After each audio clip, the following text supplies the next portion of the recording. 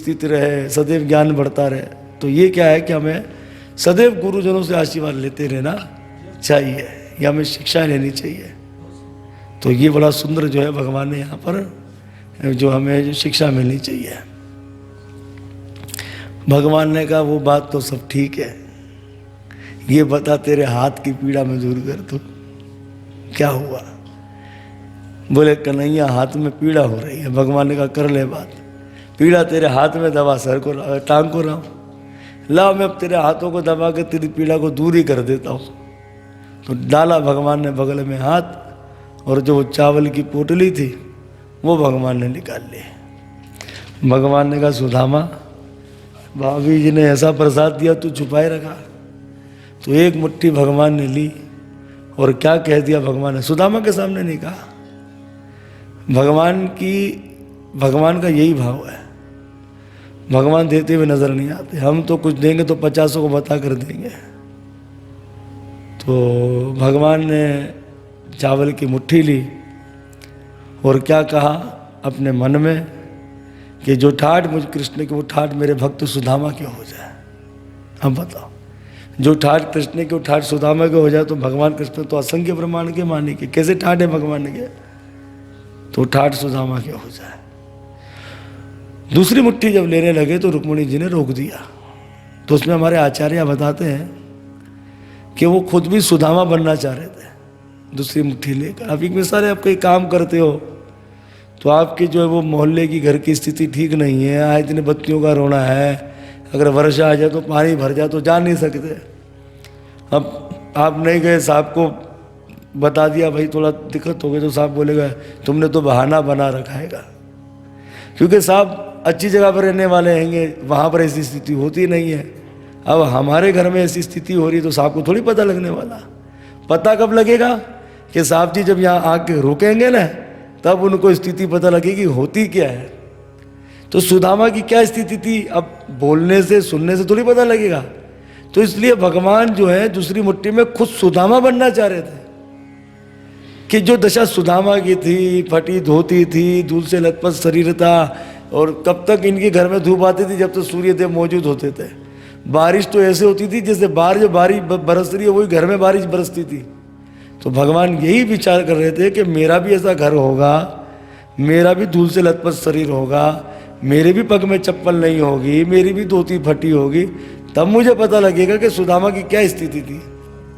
तो रुक्मिणी जी ने रोक दिया, क्या खुद सुदामा बनना चाहते हो क्या, इसलिए रोक दिया। दूसरा रुक्मिणी जी ने इसलिए रोक दिया कि कहीं साहब कच्चे चावल पेट ना खराब हो जाए, और चावल कच्चे नहीं हो सकते क्योंकि चावल लगाते बगल में थे और डॉक्टर साहब बुखार बगल में ही देखते हैं। तो बगल में तापमान बढ़ा रहता है तो चावल में तापमान लग रहा था, चूल्हे का काम कर रही थी बगल, पानी बहुत निकलता पसीना बगल से, तो चावल गीले हो गए। तो इस तरह से कच्चे नहीं थे, पके भी चावल थे। लिहाजा क्या कहा रुक्मिणी जी ने, कच्चे चावल का पेट ना खराब हो जाए साहब, ज़्यादा मत खाइए, इसलिए हाथ रोक दिया दूसरा।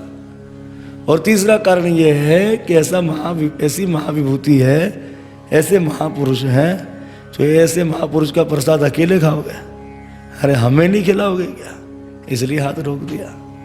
बोलो दीन बंधु भगवान की जय। इस तरह से सुदामा जी पर भगवान की कृपा, वैसे तो कृपा थी, ये तो एक दुनियावी कृपा हो गई, दिव्य कृपा तो उनके ऊपर थी कि जब तो सुखदेव जी ने सुदामा को धनवान कहा, पत्नी को निर्धन कहा, तो शायद अब पत्नी पे कृपा हो गई होगी। सुदामा जी पे तो भगवान की कृपा थी सदैवी। अब महाराज हुआ ये कि सुदामा जी ने पूछ लिया कन्हैया तेरो विवाह भयो। अब तो भगवान ने इशारा कर दिया रुक्मिणी जी को सबका खड़ा कर दो, महाविभूति है, आशीर्वाद देंगे। सब 16,108 लाइन लगा के खड़ी हो गई। रुक्मिणी जी आई, आशीर्वाद दिया, सौभाग्यवती भवो, पति प्रिया भवो, पुत्रवती भवो। मित्रविंद आ गए, बोले कन्हैया ये कौन, बोले मेरी जोड़ू। बोले वाह रे कन्हैया तेरे ठाठ हैंगे बड़े, दो जोड़ू कर राखी है। अब तक तो एक ही जोड़ू देख रहे थे, दो जोड़ू कर राखी है। आशीर्वाद दे दिया। फिर लक्ष्मणा आ गई, बोले ये कौन? बोले ये भी जोड़ू है। बोले कन्हैया तेरे बड़े ठाट, 2-3 जोड़ू कर रखी। बोले हाँ, आशीर्वाद दो। मित्रविंदा आ गई, बोले ये कौन? बोले ये भी मेरी जोड़ू है। बोले वाह कन्हैया, बड़े ठाट, जो 4-4 जोड़ू कर रखी। बोले हाँ। अब कालिंदिनी आ गई, बोले ये कौन? बोले ये भी जोड़ू है। बोले वाह रे कन्हैया, 5-5 जोड़ू कर रखी। बोले हाँ। भद्रा आ गई, बोले ये कौन? अब तो भगवान ने कहा छोड़ दे, कौन जो आवे वही है। इस तरह से 400, 500, 600 होने लगी। तो अब तो सुदामा जी कह रहे भवो भवो भवो। सुदामा जी ने कहा कन्हैया आभार भी बता कितनी? तो भगवान ने कहा आधी भी नहीं हुई। तो बोले फिर भी बता कितनी है? तो भगवान ने कहा 16,108। सुदामा जी की तो धड़कन ही तेज हो गई। बोले कन्हैया इन सबको आशीर्वाद देने वालों तो नहीं। तो भगवान ने कहा तुम तो झगड़ा करवा दोगे घर में। ये देखो सब आपके आशीर्वाद की कामना से खड़ी हैगी। सब सुदामा जी को इशारा कर रही है कि हमारा नंबर कब आएगा, हमें कब आशीर्वाद मिलेगा। सुदामा जी की तो धड़कन ही तेज हो गई। बोले कन्हैया इन सबको मैं आशीर्वाद देने वालों नहीं। तो भगवान ने कहा अब तो बात खराब हो जाएगी। तो सुदामा जी ने कहा देख कन्हैया मैं तुझे एक परामर्श देता हूँ। तो भगवान ने कहा कैसा परामर्श? बोले तुम सबका स्वामी है, तू इन सबकी ओर से मुझसे आशीर्वाद ले ले, सबका आशीर्वाद मिल जाएगा। इस तरह से भगवान ही सुदामा के चरणों में नमन करते हैं। और उस समय जो है भगवान कृष्ण ने ही सुदामा जी के चरणों में नमन किया और आशीर्वाद लिया। तो सब रानियों को आशीर्वाद प्राप्त हो गया। तो पुराणों का प्रश्न तो नहीं है, आचार्य संत बताते हैं। उनकी टीका है कि जिस समय सुदामा जी ने मना कर दिया था मैं कृष्ण से अपनी गरीबी नहीं बताऊंगा, नहीं कहूँगा, तो सुशीला जी ने कहा ठीक है मेरा तो पैगाम दे दोगे ना? बोले हाँ बताओ। तो बोले जब तुम अपने मित्र द्वारकाधीश कृष्ण से मिलो तो उससे मेरा पैगाम देना। पैगाम ये है कि उनसे कहना कि आपकी भाभी सुशीला जी ने कहा है कि 1 मास 2 पक्ष में 2 एकादशी होई, मेरे घर गोपाल जी नित्य एकादशी होई। 1 महीने में 2 एकादशी होती है। आपके भक्त वैष्णव जो है वो 2 एकादशी रखते, 2 मर्तबा नहीं खाते। पर मेरे बच्चे जब मुझसे भोजन मांगते हैं तो मैं क्या कहती हूँ आज भोजन नहीं मिलेगा, आज एकादशी है। तो भाई ये नित्य एकादशी कब खत्म होगी, हर रोज की एकादशी कब खत्म होगी, ये पूछ लेना। ये सुनते ही भगवान के नेत्रों से आंसू आ गए और भगवान ने कह दिया होनी को सो हो गई पर अब ना पाची होई, भाभी तेरे घर जी नित्य द्वादशी हो। अब एकादशी नहीं होगी, अब तो नित्य द्वादशी होगी, खूब चकाचक का। इस तरह से सुदामा जी भगवान से विदा ले रहे हैं। लेकिन सुदामा जी ने वो बात नहीं बताई। कौन सी बात? अपनी गरीबी की नहीं बताई।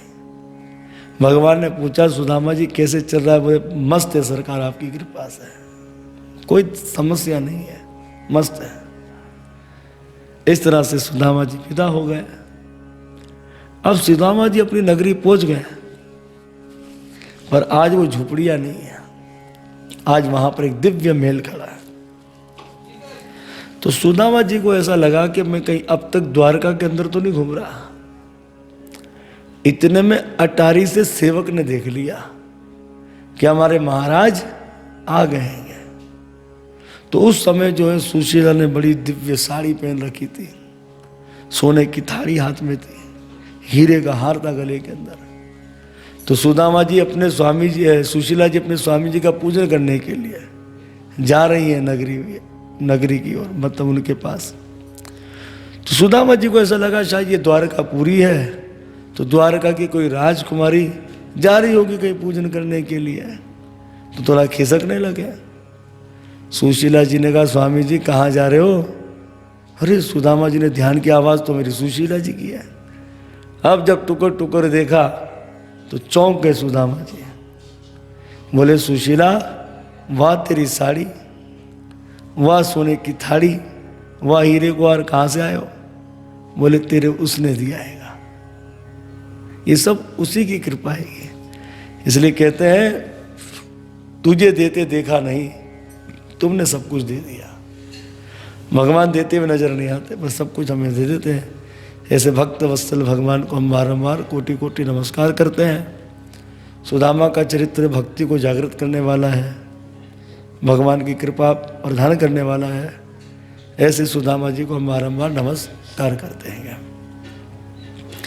आगे कथा आती है, एक समय सूर्य ग्रहण था, तो सूर्य ग्रहण के लिए सब लोग जो कुरुक्षेत्र है, क्योंकि कुरुक्षेत्र में 5 तालाब है जो भगवान परशुराम जी के द्वारा स्थापित है। तो भगवान भी द्वारिका से अपनी पत्नियों को लेकर कुरुक्षेत्र आए, माता पिता को लेकर आए, और वहाँ इंद्रप्रस्थ से पांडव भी आए, उनकी पत्नी द्रौपदी भी आई, और वहाँ वृंदावन से यशोदा मैया भी आई, श्रीमती राधा रानी भी आई, और भी गोपियाँ आई। तो भागवत में तो श्रीमती राधा रानी नहीं लिखा, गोपियाँ आई, पर जो है गर्ग संहिता अन्य पुराणों के अंदर लिखा है कि राधा रानी भी वहाँ आई थी। आज माता यशोदा ने भगवान कृष्ण को 100 साल के बाद देखा, और माता यशोदा की छाती से दूध टपकने लगा। उस समय जब मैया ने ठाकुर जी को अपने गले से लगाया तो मानो अपने ही दूध से भगवान का अभिषेक करवा दिया। बहुत आनंद हुआ। वही रात्रि में कोई ना कोई चर्चा चल रही थी, और उन्हीं चर्चाओं में माता देवकी को पता लगा कि मेरे पुत्र कृष्ण जो थे, कृष्ण जो हैं, उन्होंने अपने गुरु पुत्र यानी कि सांदीपनि मुनि का जो बेटा था उसे ला कर दिया था। तो एक दिन की बात है कि देवकी ने पूछ लिया, बोले कृष्ण तुमने अपने मृत्यु गुरु पुत्र को ला कर दिया था? बोले हाँ माँ। तो बोले मेरे पुत्र को ला कर नहीं दोगे? बोले माँ तुम मुंह मत करना। बोले ठीक है। तो बलराम जी को लेकर गए नीचे पाताल, तो बलि महाराज जी के पास भगवान कृष्ण के 6 भाई थे, चतुर्भुज थे, छोटे छोटे थे, उन्हें भगवान लेकर आए, और वे बच्चे आते ही अपनी माँ देवकी से चिपक गए। ऐसा आपको चित्र भी मिलेगा, देखना, कोई सर पर चढ़ा हुआ है, कोई इधर टंगा हुआ, कोई इधर चिपका हुआ, इधर चिपका, कोई दूध का पान कर रहा है। तो इस प्रकार से वो सब बच्चे जो है मुक्त हो गए। अब परीक्षित महाराज जी का अंतिम दिन है। वैसे तो मृत्यु का कोई भय था नहीं, और ना अब है। परीक्षित महाराज जी ने मुस्कुराते हुए श्री सुखदेव गोस्वामी जी से पूछ लिया कि मेरी दादा दादी का विवाह कैसे हुआ, यानी कि अर्जुन और सुभद्रा का विवाह कैसे हुआ। तो सुखदेव गोस्वामी जी कहते, परीक्षित जब सुभद्रा सयानी हुई, जवान हुई, तो बलराम जी को सुभद्रा की बड़ी चिंता सताती थी। तो बलराम जी ने सुभद्रा का विवाह तय कर दिया दुर्योधन के संग, और ये बात भगवान श्री कृष्ण को ठीक नहीं लगी, भगवान चाहते ही नहीं थे। अब भगवान विचार करते हैं कि मैं अपने बड़े भैया को कैसे समझाऊं। तो शायद भगवान की इच्छा से ये हो गया कि वहाँ जो हस्तिनापुर में अपना इंद्रप्रस्थ में कुछ ब्राह्मणों की गाय को चोर लेकर जा रहे थे, और अर्जुन का धनुष बाण कहाँ पड़ा था?